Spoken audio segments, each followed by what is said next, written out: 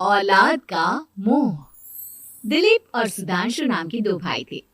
दिलीप की शादी कावेरी के साथ हुई और सुधांशु की शादी माया के साथ। शादी के बाद दोनों भाई अपनी अपनी पत्नी के साथ खुशी खुशी रहा करते थे। दोनों भाइयों के परिवार एक ही घर में रहता था।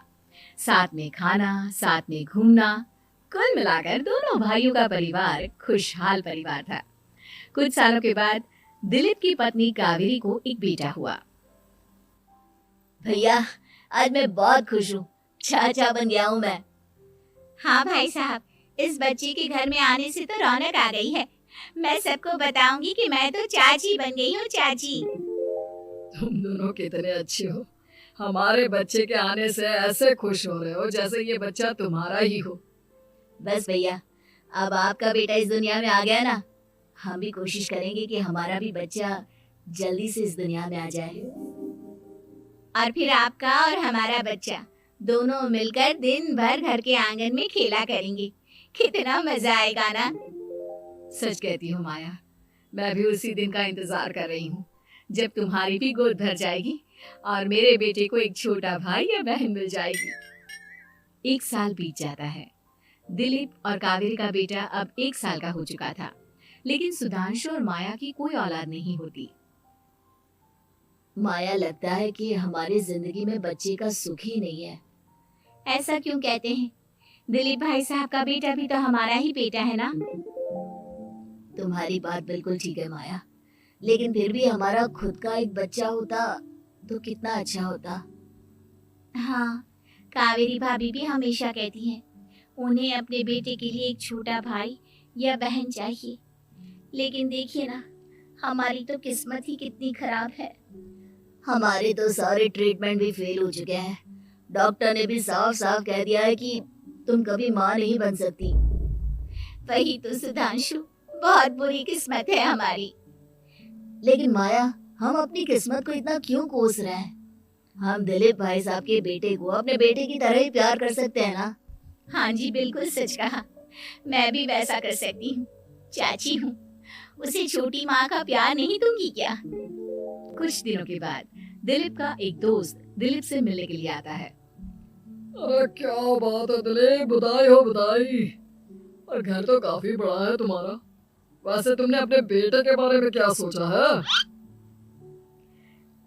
भैया, और क्या सोचेंगे, बस उसे पढ़ा लिखा कर अफसर बनाएंगे, उसकी पढ़ाई पर खर्च करेंगे। अरे भाभी, आपकी तो इतनी सारी प्रॉपर्टी है, आपको किस बात की चिंता? ले देकर एक बेटा ही तो है। अरे नहीं दोस्त, तुम गलत समझ रहे हो। इस घर में मैं और मेरा छोटा भाई दोनों रहते हैं। इस घर का आधा हिस्सा मेरे छोटे भाई का है। अच्छा, कितने बच्चे हैं तुम्हारे छोटे भाई के? भैया, उनके साथ ना कुछ प्रॉब्लम है। मेरी देवरानी कभी माँ नहीं बन सकती। अरे फिर किस बात की चिंता? अरे मैं तो कहता हूँ अपने बेटे के भविष्य के बारे में सोचिए ही मत। बस ये घर उसके नाम करवा दीजिए। देखिए, आपके भाई का भी कोई बच्चा नहीं है तो सब कुछ आपके बेटे को ही मिलना चाहिए। लेकिन ऐसा करना क्या सही होगा?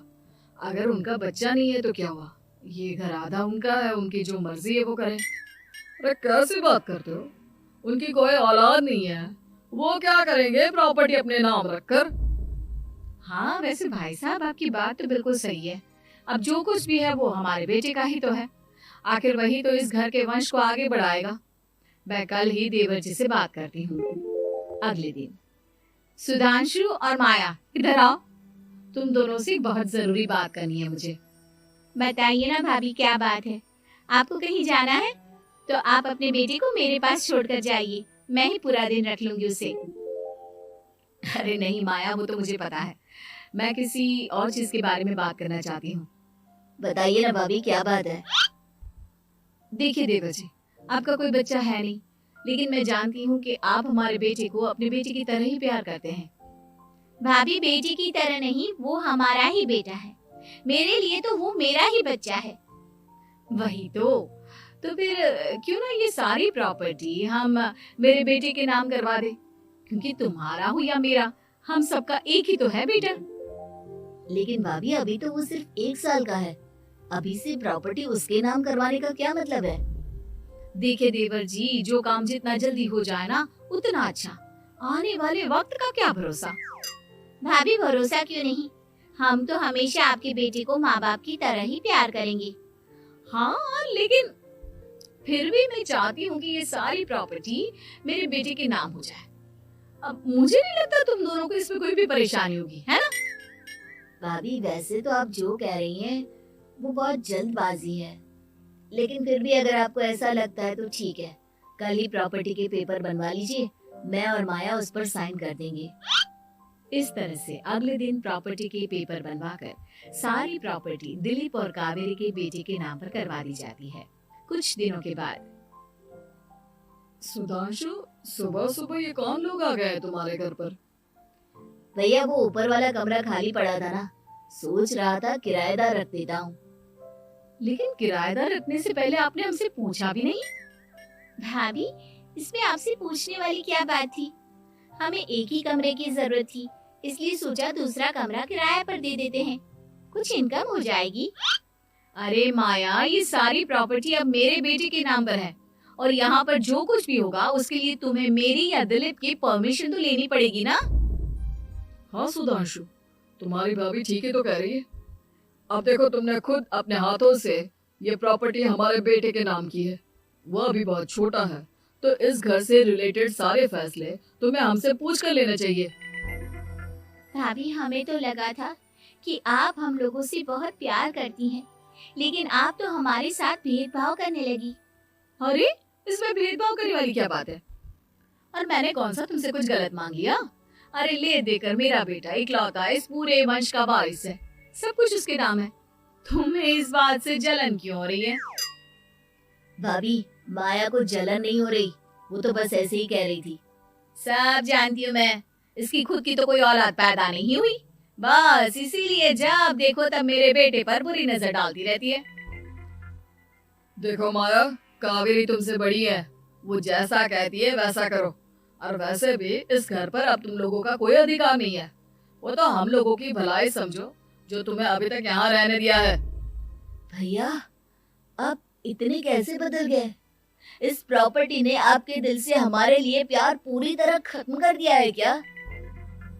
इसी तरह वक्त बीतता जाता है और देखते देखते दिलीप और कावेरी का बेटा प्रणव 25 साल का हो जाता है और उसकी नौकरी लग जाती है। पापा आज मेरा अपॉइंटमेंट लेटर आ गया है, मैंने सिंगापुर में जॉब ज्वाइन कर ली है। लेकिन प्रणव, विदेश में नौकरी करने जाने से पहले तुम्हें कम से कम अपने मम्मी पापा से एक बार पूछना चाहिए था ना। इसमें पूछने वाली क्या बात है माँ, मैं सिंगापुर जाकर जॉब करना चाहता हूँ तो करना चाहता हूँ। देखो प्रणव, हमने तुम्हारे लिए इतनी सारी प्रॉपर्टी यहाँ पर रखी हुई है, उन सब का क्या होगा? यहाँ रहो, बिजनेस करो। सॉरी पापा, मैं यहाँ रहकर कोई बिजनेस नहीं करने वाला, और ये जितनी भी प्रॉपर्टी आपने मेरे लिए संभाल कर रखी है ना, ऐसे ही किसी को दान में दे दीजिए, क्योंकि मैं सिंगापुर से वापस इंडिया आकर कभी नहीं रहने वाला।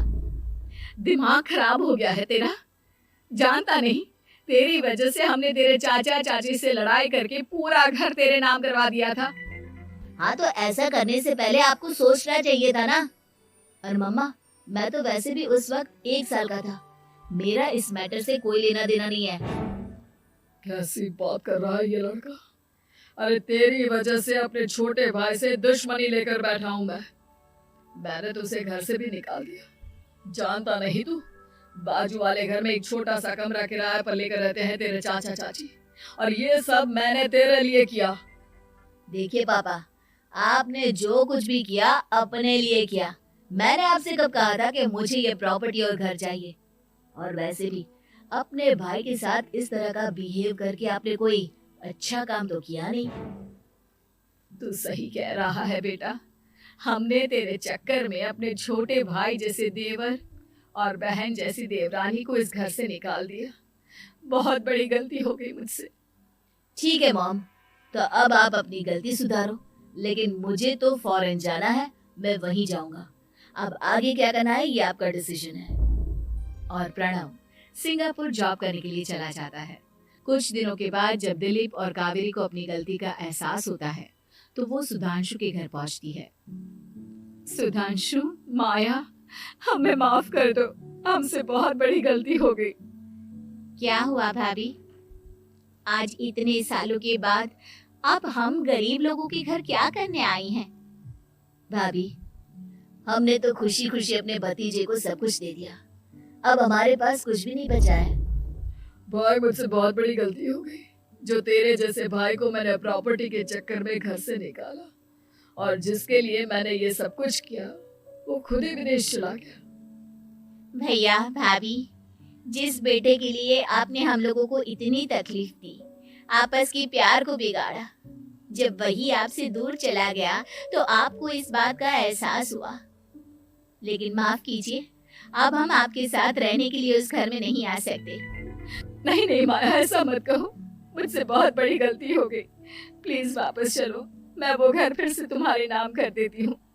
भाभी, मैं उस घर का क्या करूंगी? किसके लिए? मेरा कोई बच्चा नहीं, मैं तो बस जिंदगी भर आप लोगों के साथ प्यार से रहना चाहती थी, प्रणव को अपने बेटे की तरह प्यार करना चाहती थी, लेकिन आपने मुझसे वो अधिकार छीन लिया। भाभी और भैया, एक सवाल पूछना चाहता हूँ आप लोगों से।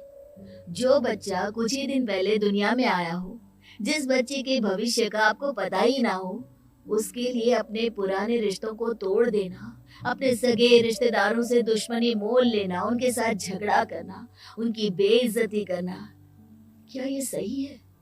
कम से कम हमें सही वक्त का इंतजार तो करना चाहिए ना। सिर्फ प्रॉपर्टी के लिए अपने सगे भाई को घर से निकाल दिया, वो भी अपने 1 साल के बेटे के लिए। क्या ये वाकई में सही था? जवाब दीजिए मेरी